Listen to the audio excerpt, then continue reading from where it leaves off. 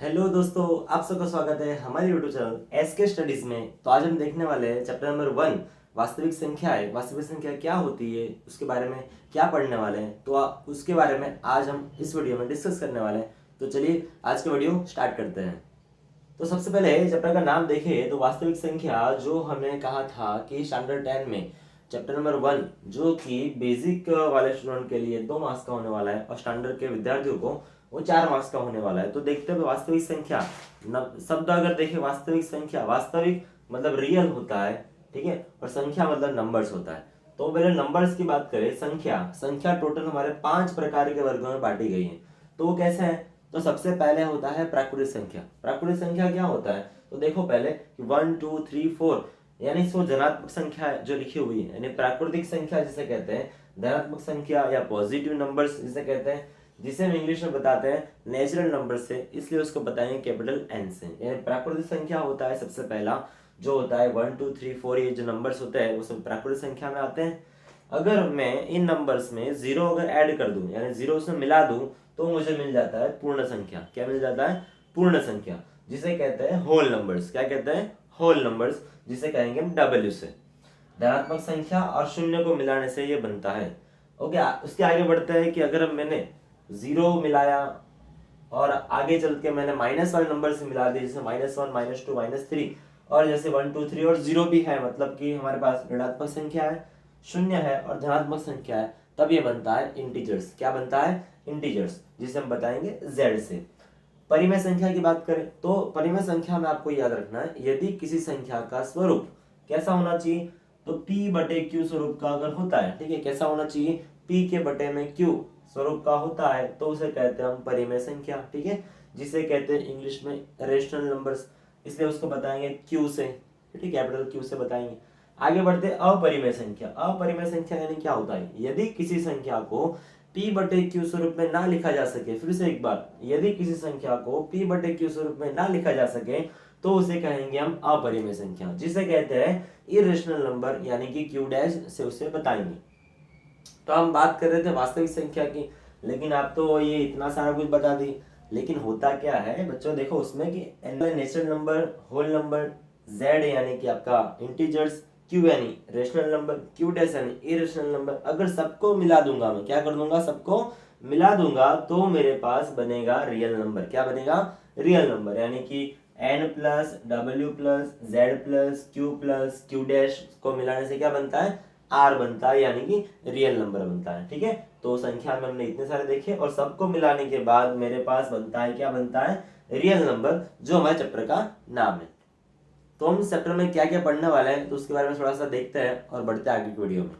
तो बात करते हैं कि इस चैप्टर के दौरान हम कौन से टॉपिक है जिसके बारे में पढ़ने वाले हैं। तो उसमें टॉपिक हमारे टोटल 3 टॉपिक्स बनते हैं।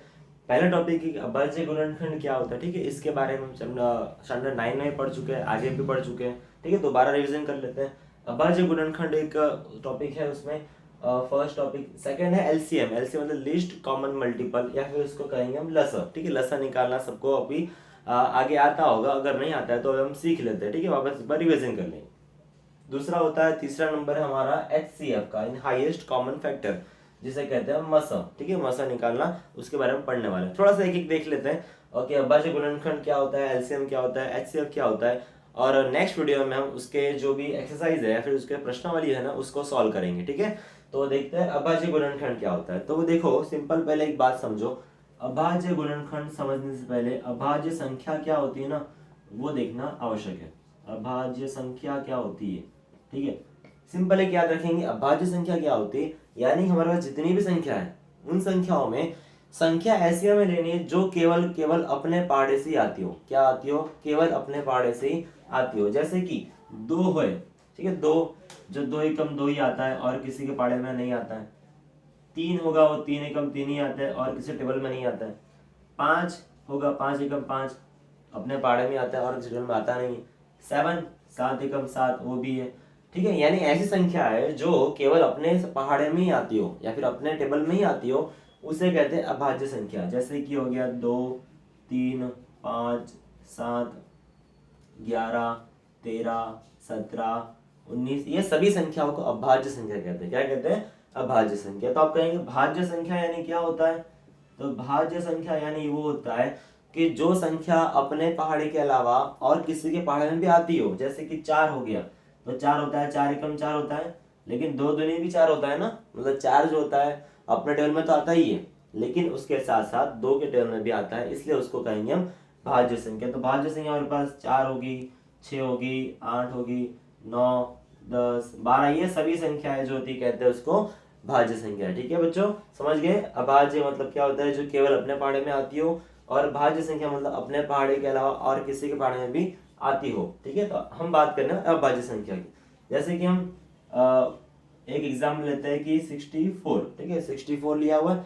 अब हमें सवाल में अगर ऐसा पूछा जाए कि 64 जो है ना, ठीक है, एक स्मॉल एग्जाम्पल ले रहे हैं, ऐसे एग्जाम्पल हम आगे भी करने वाले। 64 के पहला टॉपिक, अभाज्य गुणनखंड ज्ञात करें। तो सबसे पहले आप उसके लाइन ड्रॉ कर लेंगे। ठीक है, आपको याद आ रहा होगा ऐसे करना होता है। 64 का 64 रहने देंगे। अब देखेंगे लास्ट में 2 नंबर आ रहा है। ठीक है, यहाँ पे 4 है, तो 4 को 2 से भाग दिया सकता है, इसलिए 2 से भागेंगे उसको। तो अगर 2 3 6 और 2 3 6, 4 बचा, 2 दूनी 4। ठीक है, वापस से काटेंगे, 16 दूनी 32 होता है, 8 दूनी 16 होता है, 2 चौके 8 होता है, 2 दूनी 4 होता है, और 2 एकम 2 होता है। ऐसा करना आपको आता होगा। ठीक है, तो आप देखेंगे यहाँ पे 2 है, 1 2 3 4 5 6 बार लिखा है, मतलब कि 1 2 3 4 5 6।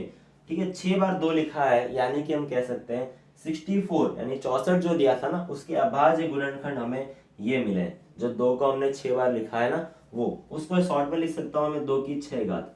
ठीक है, 2 की 6 घात मतलब 2 कितने बार लिखा गया है कि 6 बार लिखा गया। तो फर्स्ट टॉपिक हमारा ये होने वाला है अभाज्य गुणनखंड वाला। ठीक है, सेकेंडली बात करते हैं कि एलसीएम क्या होता है, लसा कैसे निकला होता है। ठीक है, तो उसके लिए एग्जांपल देखो आप कि अगर आपके पास 8 और 10 लिखा हुआ है, क्या लिखा हुआ है, 8 और 10 लिखा हुआ है, तो 8 को मैं लिख सकता हूँ 2 दूनी 4 दूनी 8। ठीक है, 2 दूनी 4 दूनी 8, और 10 को लिख सकता हूँ मैं 2 पंचे 10। एक काम करते हैं, एलसीएम और एचसीएफ यानी लसा और मसा दोनों एक साथ सीखते हैं। तो क्या पहले देखेंगे 8 के मैंने भाग कर दिए, 2 गुणे 2 गुणे 2, 10 के भाग कर दिए 2 गुणे 5। तो देखेंगे उसमें एलसीएम को याद रखेंगे आप लोग कि जिसमें जो संख्या लिखी है ना, ज्यादा लेनी है। क्या लेनी है, ज्यादा लेनी है। जैसे कि 2 यहाँ पे दिख रहा है 3 बार है, तो 3 बार ले लेंगे 2।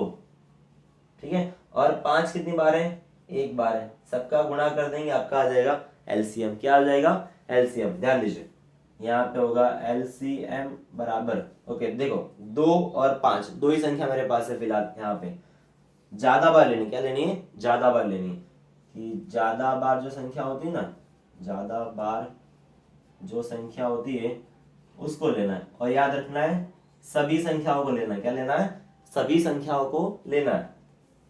2 देखेंगे यहाँ पे 3 बार है, ठीक है, और 5 देखेंगे 1 बार है, केवल 1 बार है। ठीक है, समझ गए। या गुणा करेंगे 2 दूनी 4 दूनी 8, 8 पंचे 40। ठीक है, यानी आपका आंसर आएगा 40। एलसीएम आपका आ जाएगा 40। अब बोलेंगे एचसीएफ यानी कि मस क्या होता है, तो याद रखना है मस यानी आपका एचसीएफ होता है जो संख्या सामान्य हो। क्या हो, सामान्य का मतलब होता है कि दोनों में होना चाहिए। अगर 2 संख्या ले रहे तो दोनों में, याद रखना है 3 हो तो तीनों में होने चाहिए। तो देखेंगे आपके 2 है ना, जो दोनों में नजर आ रहा है, एक एक बार आ रहा है। ठीक है, समझ गए, यानी एक बार 2 आ रहा है, इसलिए उसका आंसर सीधा आ जाएगा, कितना आ जाएगा, 2 आ जाएगा। ठीक है, एचसीएफ एलसीएम अभाज्य गुणनखंड अभी हमने देख लिया है। ठीक है, अगली बार जब मिलेंगे तब हम इस प्रश्नावली के आगे के जो प्रश्नावली है उसको सॉल्व करेंगे। उसमें ऐसे काफी सारे एग्जाम्पल होंगे, उसको अच्छे से और देखेंगे। ठीक है, आप एक बार ये रिवीजन के तौर पे देख सकते हैं कि आपने आगे जो स्टैंडर्ड में पढ़े होंगे, बस उसी का एक बार रिवीजन हमने कर लिया है। लेकिन मेन जो है चैप्टर प्रकरण नंबर पहला यानी आपका चैप्टर 1 वास्तविक संख्या, उसके बारे में जो पढ़ने वाले हैं उसको नेक्स्ट वीडियो हम कवर करेंगे। ठीक है, प्रश्नावली 1.1 है और 1.2 है, 2 प्रश्नावली है उसमें, तो उसमें हम देखने वाले हैं। ठीक है, तो मिलते हैं अगले वीडियो में। अगर आपको वीडियो पसंद आए तो वीडियो को शेयर कर सकते हैं, लाइक कर सकते हैं, सब्सक्राइब कर सकते हैं। तो मिलते हैं अगले वीडियो में, तब तक के लिए थैंक यू वेरी मच, धन्यवाद।